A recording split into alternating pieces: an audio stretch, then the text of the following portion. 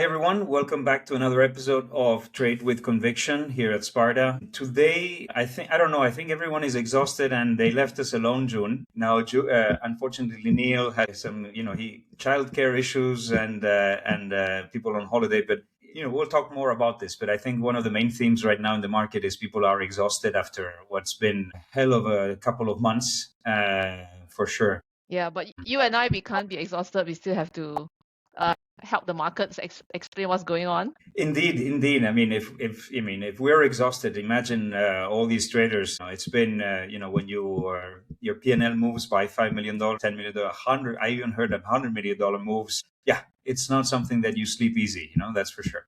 I'd like to start today with there was the FT conference in Lausanne this week. It's the third time I go. Generally, you don't see a lot of traders, but what's interesting is that you get all of the CEOs of the big shops, Trafigura, Vitol, Gunvor, Mercuria, coming up and giving their perspective of the market, and obviously that attracts a lot of people. There was an oil panel with some industry analyst from Trafigura, from Gunvor. You had energy aspects as well. The first thing there is that there wasn't really nothing new, I would say. I think that they all had the same opinion that, well, counting barrels, you've now lost 1 billion barrels of oil. And it's a fact. It's something that it's worth stating. It's a big number. And that's not coming back. And that demand destruction needs to be seen. The other main topic is that you've seen demand destruction, mostly in Asia, but mostly in poor countries. And that's the thing, is that one of the narratives was that rich countries will just do whatever they have to in order to get the oil. And that is obviously an impact for poorer countries. So what we've seen is Asia's demand destruction,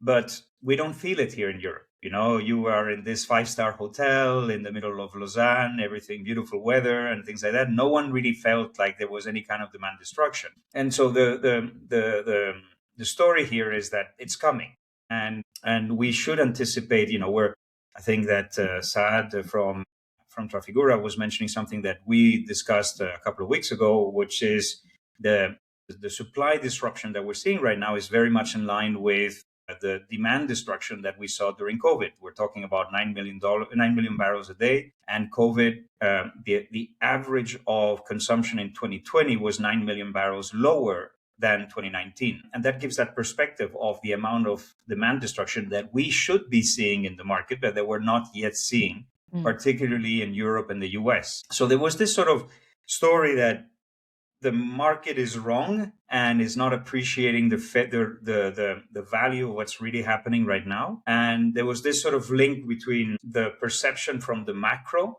and paper markets. Again, the story, why are we at 100? Everyone would be expecting us to be at 100 and things like that. Stocks at, NASDAQ, S&P, all-time high. I think that there's this confusion between talks and from the financial market that there is a de-escalation going on, mainly on the back of the talks between Iran and the US and all that. But the reality is that the Strait is the only thing that we should care about in oil. And on a macro perspective, that's the only thing that people should be caring about in terms of inflation and impact on the economy. But that seems to be sort of sidelined because everyone thinks that this is going to be resolved very soon. And when I say everyone, is not the panelist and not the oil specialist, but actually the market, the sort of macro market. And I don't know about you, but being in Geneva, I have a lot of friends that work in banks and hedge funds and all that. And every time I'm sort of like, guys, you don't realize the impact of this, and this is going to be dramatic. And everyone is like, come on, it's too big to fail. This cannot be lasting for 2 months or 3 months. That was sort of the narrative, I would say, from this oil panelist. I think we are aligned there, right? We are also part of the oil analyst industry where we look at the maths. And the maths tells you it is a shortfall and it's going to be a huge impact. So, I coined this basically saying that the markets is currently hanging in suspension. You've got this disbelief happening from the physical side. Why are the paper guys not seeing the same as we do kind of environment? Yeah, no, it's and obviously with Trump, the Trump tweets is obviously something that is a recurring topic, and there's a level of exhaustion in the market. That's something else that I gathered not from the panel discussions, but actually from the ongoing discussions at the coffee. Everyone was pretty much on risk off mode now after 1 month of high activity. They're now sort of waiting and seeing what's next, and we see that in the prices in the market. There was a risk off happening over the last couple of weeks, and The level of liquidity is much lower now. That's something that people were complaining about. But as I said at the beginning, that oil panel was basically saying more or less what we have been saying here for the last month and a half. And when we think about the keynote speaks from the CEOs, the problem that we had there is that the FT didn't hold their punches, and they went directly to the jugular, asking, "Apparently, you've lost a lot of money, Wow. and because the rumors that some of these big trading houses were wrong-footed at the beginning, or look, what I've heard so far is that I think overall everyone is making money, but not everyone, of course. Some asset-heavy companies in Asia and the Middle East are obviously suffering some losses. But overall, on paper, people have made money, but not like in the Russian crisis. You see, it's not like widespread everyone making money. What I heard was that some people started the crisis in a short mode. Let's not forget that we had a glut and we had all kinds of product everywhere, and so they were short, a lot of people, and that caught them off guard. The other thing that when you're thinking when you're in the physical trading aspect is, let's not forget that a lot of people had vessels that were supposed to load in the AG, and they were hedged, so therefore short on paper, long on physical, and then suddenly all of these suppliers started declaring force majeure. So that hedge then now suddenly becomes a short. And if you shorted that at 60, well, it's a heavy hit. So I think that we have not seen the end of these sort of like horror stories. They are sort of kept up the wraps right now because there's all kinds of legal battles that would follow from these force majeures and all that. So it is something that is in the top of mind of a lot of these traders for sure, I would say. But coming back to the CEOs, because they were asked these questions about their P&Ls and all that, they're smart people. They know how to respond. And as a consequence, it was all a bunch of platitudes that were not really giving a massive direction in terms of the market and all that. Everyone was I would say the only things that are interesting from what they said was that none of them were very optimistic about a short-term resolution. None of them. And we're talking about CEOs of Traf, of Vitol, of Mercuria, etc. So these are people that are extremely well connected, and no one really saw any kind of end of this short term. And I think that the most interesting discussion was with Marco Dunand from Mercuria, where I don't know, he was on a rampage, well, not rampage, but he was very open talking about the market. And the guy was basically saying that he's in active communications with the Pakistani, with the Chinese, with the Americans. To a certain extent, he was, I wouldn't say mocking, no, he was very courteous, but he was sort of surprised that the Americans would send a couple of businessmen to negotiate with military and with political counterparts with Pakistan and Iran, hoping that a deal could be done in one day. He was surprised by this move, and so therefore he and the others were not expecting any kind of short-term resolution. And finally, I would say that he made some interesting comments about Russia. No one asked him about Russia, but he started saying that Russia was actively participating and giving strategic support and logistical guidance to Iran. Wow, that's That a bold was quite statement a to make. statement. Yeah. Quite a statement. He also talked about China's situation, that China was aggressively selling SPRs over the last 2 weeks, which surprised the market. His conclusion on that was that, first of all, EV has displaced 1 million barrels a day of gasoline demand in China. So that's one thing to bear in mind. But also that probably the Chinese expected something would happen very soon, and he was surprised by that. At the Just end a of the day, correction there. I think he didn't say release SPR, selling crude SPR. They have been selling crude that they have, West African crude, and then using potentially their SPR to replace. It's not okay, that they're sorry. selling the SPR. Okay, thanks for that correction. Yeah, but it surprised him. It surprised him, and I think it surprised the whole market that why would China be selling now? At the end of the day, they will need the oil if it's not now, later on. And as you know, as better than anyone else, that China always plays the long-term games. Yeah. Yeah, that was surprising. Look, just to finalize, I think the mood was everyone was exhausted. That was the first thing. Mm-hmm. Overall, everyone is making money, but it's not as obvious as it was during the Russian crisis, and that most people were constructive refining margins going forward, and that everyone is anticipating quite a lot of demand destruction over the next months, particularly they're expecting it to happen, you see, and they're all surprised, like you and I are, that the market or the macro is just like, yeah, no, it's fine. It's going to be okay, Yeah. And That's sort of my summary of the FT. So it sounds like a consensus of looming recession as well. Yes. Yeah, there was that. Yeah, absolutely. Okay, maybe I'll take us through headlines since the last pod. Seems like an eternity ago, really. We started, that was like last Thursday, and today we are on Friday. Last Friday, we had the announcement where Trump says the Straits is completely open. But look at where we are today. The Straits of Hormuz is as shut as ever, from what I see. We saw the IRGC firing shots at vessels on Saturday. There was almost no traffic from Sunday onwards. And you got the escalation from the US Navy firing and seizing an Iranian container ship on Monday. There was no second round of peace talks, although it was initially promised by Trump. And then we had the announcement that the ceasefire will now be extended indefinitely. And then since then, we had more ships getting hit by gunfire and US intercepting at least 3 Iranian flagged tankers in Asian waters and redirecting them away from their positions near India, Malaysia, and Sri Lanka. IRGC Navy has claimed yesterday to have seized 2 vessels after they attempted to navigate without the necessary permits. And we also hear Twitter is alive with all kinds of strait mining posts, making things even harder, if it's true, for the Strait of Hormuz to reopen. And then on the jet fuel side, we hear even more troubles. We've seen preemptive flight cancellation, I would say, to many of the European routes.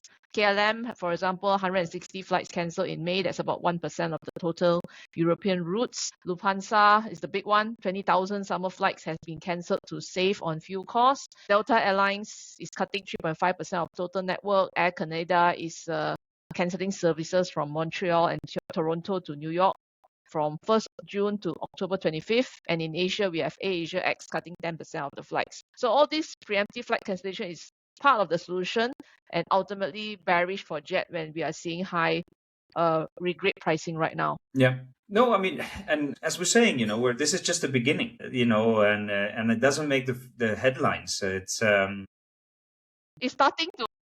It's starting to, but what you're seeing is governments talking, at least in Europe, people talking, what are we going to do? And you have like measures like 1 day a week at home and things like that. But that's, again, we're talking COVID-like demand destruction that we need to see. And we're nowhere near that in terms of the general population discussions and things like that. And granted, we had all these stock levels, and we'll talk more about PAT3 stock levels later on. But, the stock levels of crude and products were very high, and we've now consumed that or very close to it.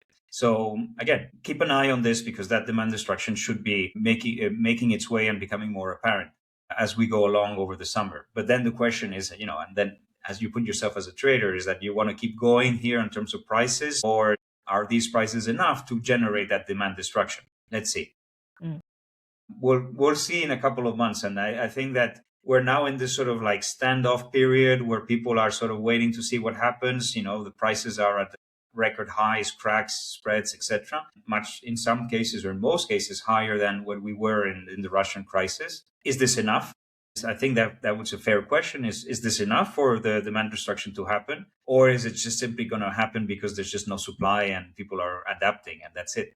We'll see.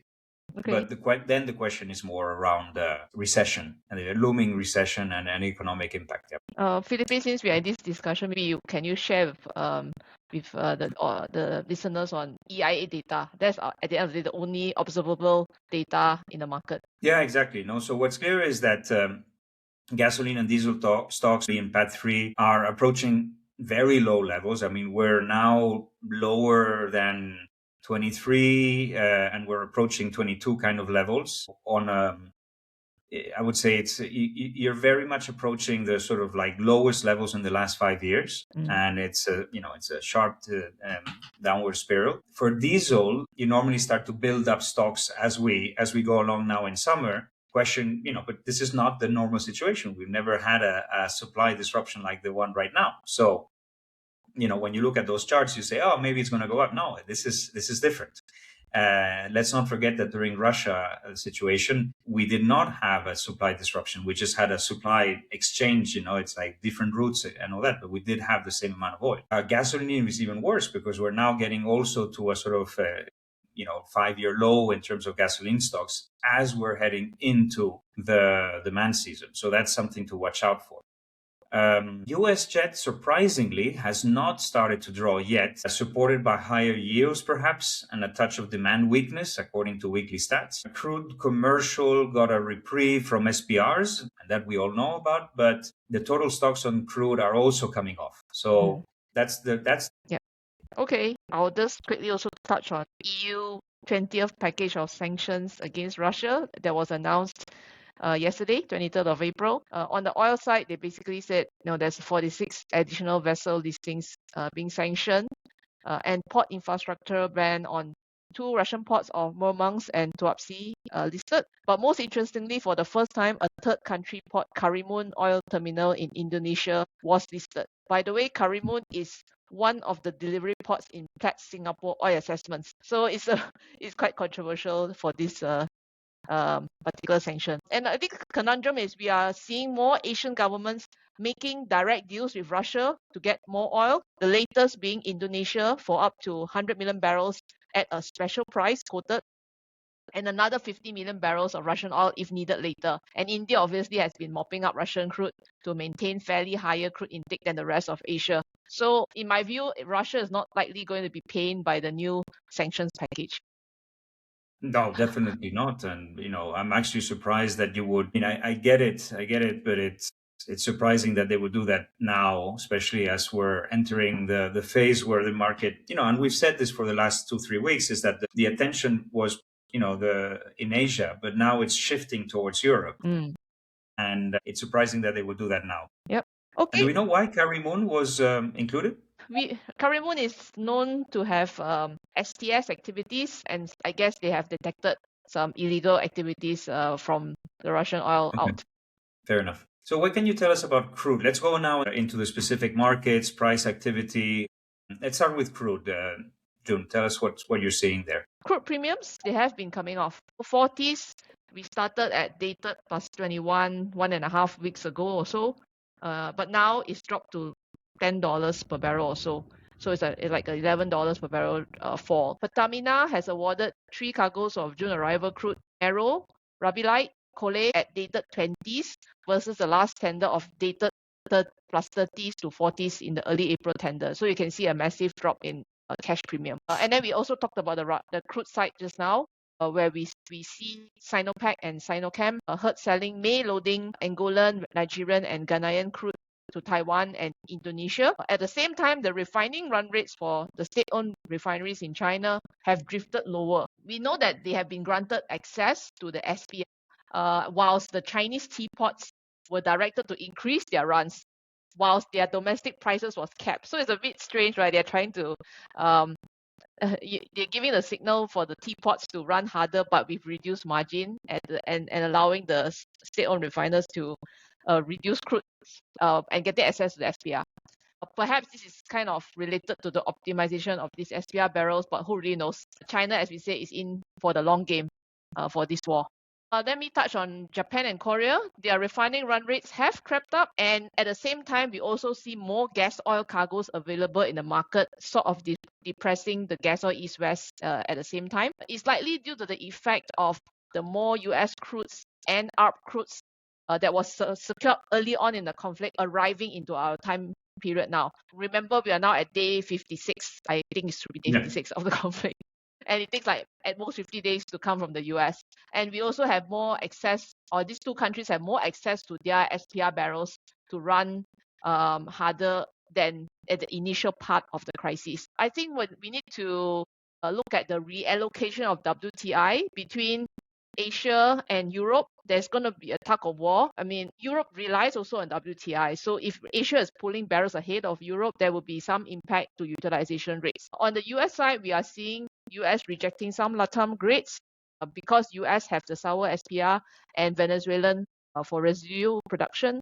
And Mexico, we heard also promised some crude to flow to Japan. On the SPR bit, let me just give a little bit of a quick fact. So on the DOE report on the 17th of April, it indicates that the sour grades represent 62.7% of the total remaining SPR inventory. So the quality of this SPR is sour, and will be subject to further discounts. So the trade here is likely that the US Gulf Coast sour FOB, like the Mars, the Thunder Horse, Poseidon, they should weaken further. Interesting.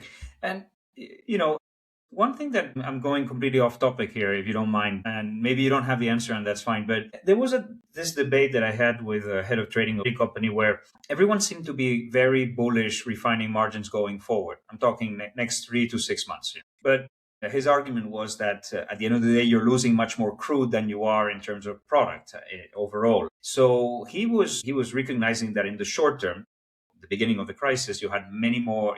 The supply of crude was ample and the stocks were ample, whereas it was not necessarily the case for refined products. And obviously, Asian refineries had to manage their stocks of crude as they were heavily dependent on AG. But as that situation then reshifts and you start buying crude from many different places, etc., then once you have that logistical stabilization in terms of, okay, I can get other crudes from other areas, then his argument was that refining margins should collapse because at the end of the day, you're losing more crude than you are refining capacity. Do you think that's an accurate statement, or you have a different view? It's going to play out on the different product cracks quite differently. We are going to still see diesel and fuel oil shortfall, significant shortfall, even though you got the crude to run because it's the wrong quality crude. Yep. And that margin alone, because diesel and fuel oil are the biggest amount of yields of the refining kit.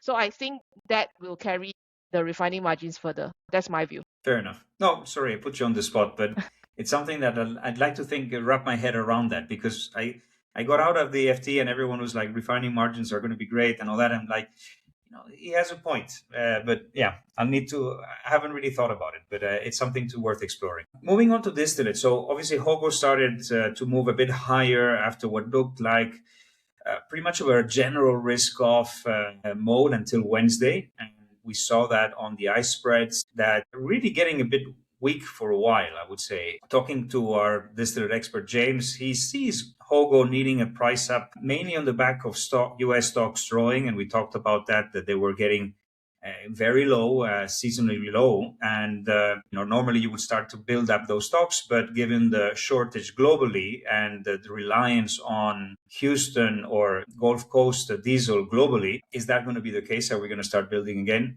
Very unlikely. So the argument here is that HOGO, as well as US Gulf Coast 10 ppm divs, are going to need to defend that lower and lower stock situation. How about East-West? I think a lot of people are asking me about East-West. East-West, yes. Now, obviously, East-West has come off and it's relatively weak, minus 35 to minus 40. It doesn't seem, again, talking to James, it doesn't seem like it's fair value. There's a lot of chat about Euro getting so tight in May, but incrementally, you should also see Asia losing some more runs ahead. So it's this sort of war that you were discussing around, well, both of them are going to need it, but who's going to get it? So it seems like perhaps this is also due to some mini glut. I know James has been calling for a high risk West for a couple of weeks, and it hasn't happened. Maybe one of the reasons is this mini glut. We did see, and I know this from also gasoline traders that I spoke to, that there was this sort of panic buying. Countries like Australia, they really needed the oil, and there was perhaps too much buying it at some point, and you now had the prices and the refining margins that you had in Asia contributed to higher runs in some countries like Japan, Korea. Those guys are now exporting a bit more. You had all these cargoes that were routed towards Europe that then were sent to Asia and Australia. So you now have like a lot of cargoes arriving at the same time, and that sort of creates a reprieve, and people are now taking a pause. And we see that now with the East-West. But the remaining underlying problem remains, and you're going to have this sort of fight between East-West, so Europe and Asia for these barrels. So you might end up in a very choppy kind of market where one month is Asia, the next month is Europe, etc. Yeah, I just on the Australian part, quite interesting. At first, we saw that there was a lot of US Gulf Coast diesel cargoes moving to Australia, but the latest report, if you also see 5 diesel cargoes shipping from US West Coast into Australia, which is about 29% of the total flows from the US.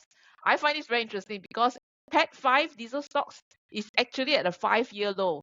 So I don't know how can this be sustained. I mean, that, again, it's just telling you the discrepancies. I mean, the job of the trader is to bring the cheapest oil to the most expensive location and to serve customers in that way.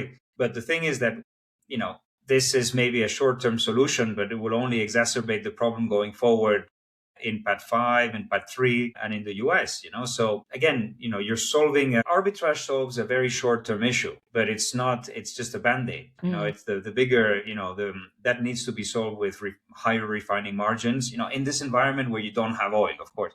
And at the end of the day, demand destruction. That is the only solution. We've talked about this many, many times now. But yeah, it is surprising. It is surprising that you see these situations, and I wouldn't exclude the possibility that in a month's time you see reverse kind of ARBs and Pad 5 importing again. Yeah. Obviously Europe regrade was very strong. However, to play the devil's advocate, Europe is getting a lot more from the US and also Dangote, something to watch out for. US is not drawing stocks in jet as you would expect, but it's also exporting extremely hard because they have a very high yields right now, something Europe will have to do as well. As we talked about, we're starting to see this demand destruction on the airlines and canceling flights. So that maybe is putting a psychological lid to the market. And as we discussed this before, is the job already done? We're looking at seasonal import charts into Europe and deciding how bad it would get. But if you take the above into account, you could get to the impression that jet, at least in the short term, might not be that hard to solve in Europe. I don't know if you agree with that. I think demand destruction is the easiest for travel, right? If the consumer will feel it, the airlines do the first cut, which is optimize flights by cancelling flights first, and then the consumer can't pay, and then you have naturally even less demand. So I think that's the easiest to solve from that point. No, you're right. And it's easier to solve because it's decided by one person and a company. If it's economically unviable or if they don't have the oil, they just cut it. Let's not forget that most airlines hedge their oil and they're on the right side of the hedge. So there's also going to be an incentive there to make some money. Let's just face it, it's probably going to be the case. And, that obviously is going to be bullish for gasoline because people will still go on holiday in Europe and the US during summer. And instead of flying around the world, they just, go next door. So let's keep an eye on that. Talking about gasoline, it's been an interesting phenomenon. No? So the biggest move has been the East-West. We got to levels on the East-West for May all the way up to $8 a barrel. And in April, it was much higher than that, like, I don't know, 2, 3, 4 standard deviations higher than what you would ever see before. And now that has collapsed. And now we're at the highest in the 5 years, where it's in negative territory for May, but you're still at the highest in the last 5 years. Now, are we seeing the bottom of that? We're starting to see that, for example, on an ARB basis, Singapore is now the cheapest source of supply into Pakistan. It is also the cheapest, it has had during this week, it's now sort of touch and go with Houston in terms of the cheapest source into West Coast Mexico. Mm-hmm. Now, again, this is not a story of, you're going to empty the tanks. There's going to be so many cargoes going to West Coast Mexico or Pakistan. But it's a sort of like canary in the coal mine that the numbers are getting to the point where if the stock levels in Singapore are low, you will have that export demand. So it's not so much of an East-West trade, but more of a spread trade here for me in Singapore, that you might have a lower East-West, mainly because, as we discussed before, the problem is shifting from Asia to Europe and the US, global problem, not just gasoline, but globally. But that support might come on in terms of spreads as we see that Asia now or Singapore becomes an export hub for these kind of cargoes. How about Europe? In Europe, I see this very weird kind of phenomenon because the spreads and the cracks, spreads took a beating over the last two weeks. I think it's mostly on the back of the EPA waivers, and we'll talk about that when we talk about the US in a second. And you're starting to see some very, you had the rally with the beginning of the war, and on a paper basis, it was just this tide that lifts all boats, and the spreads and the cracks were going up. But there was also a physical story. Cash divs were going up, ARBs into Asia were open. But at some point, people were starting to realize, well, actually, East Africa and Pakistan are not enough.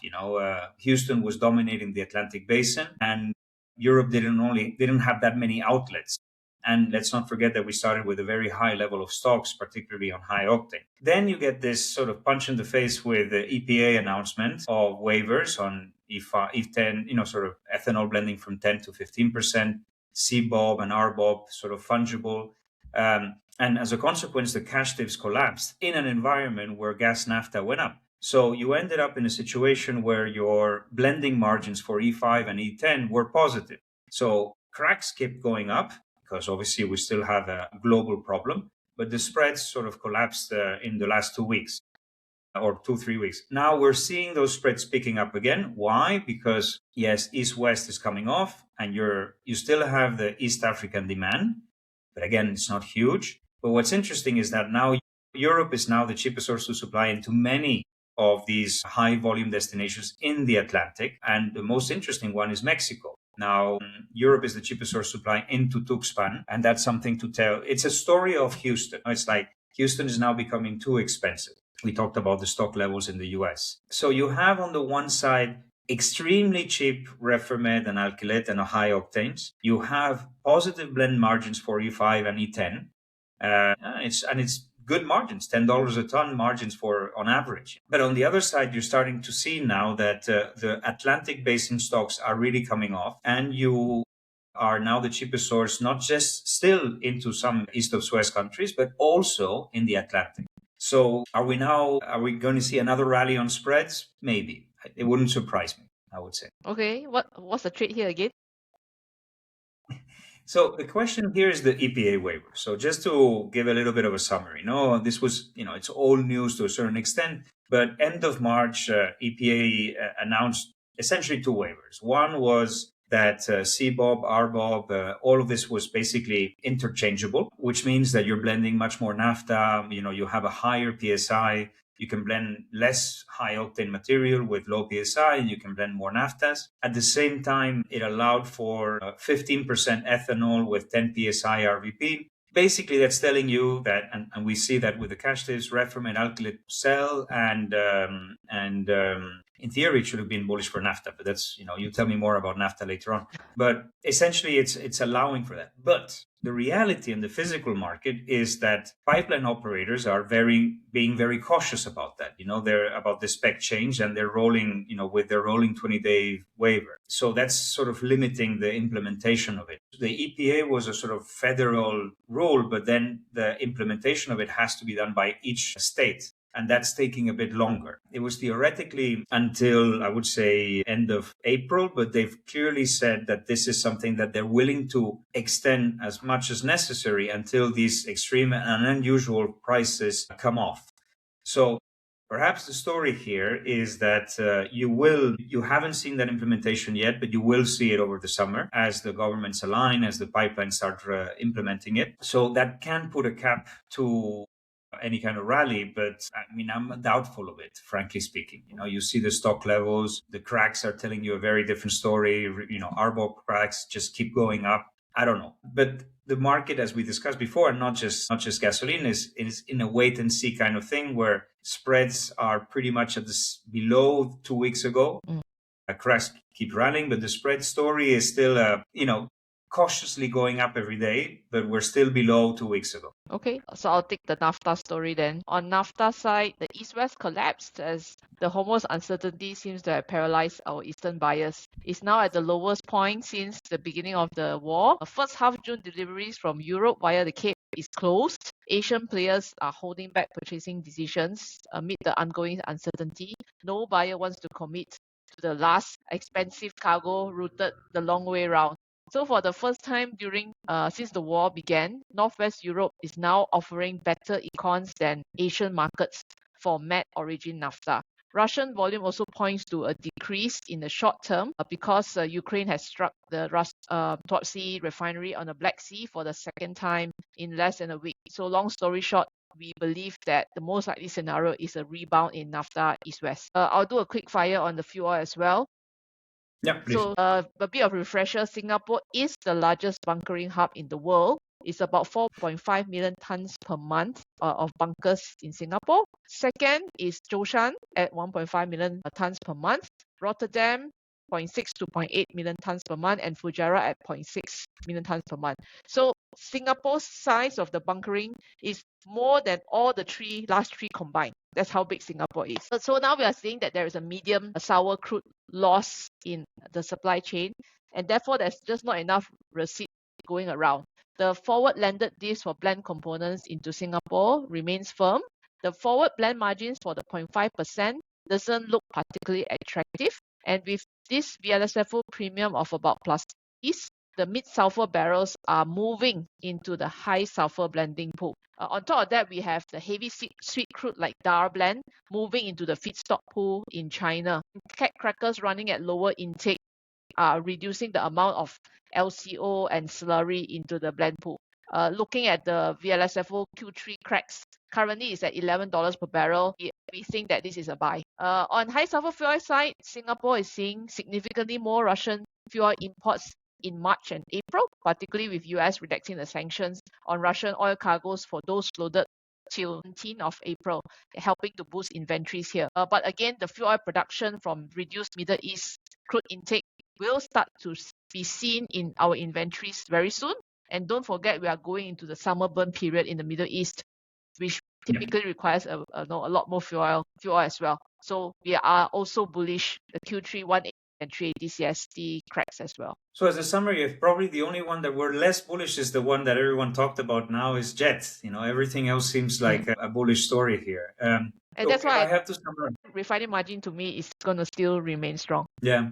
It makes sense. I mean, look, my summary here for everything that we've been talking about is that we're in this, as you said, is this moment of pause, if you want. We had like 2 months of massive swings and all that, but now historically, all of the cracks and spreads are at extremely highs, 5-year highs. They're come off in some cases, but we're still at the high 5-year highs. And let's not forget that in these last 5 years, we did have the Russian crisis. So now it's sort of wait and see kind of mode, exhaustion, that people tired of the Trump tweets. But if all of these CEOs that are obviously much better connected than we are all saying this is not over soon, there's only, I would remain bullish rather than bearish right now. That's for sure. Anyway, June, thanks a lot. Good to see you. And I'll see you next week. Thanks, Felipe. And thanks everyone for listening in. Thank you very much, guys. Bye-bye.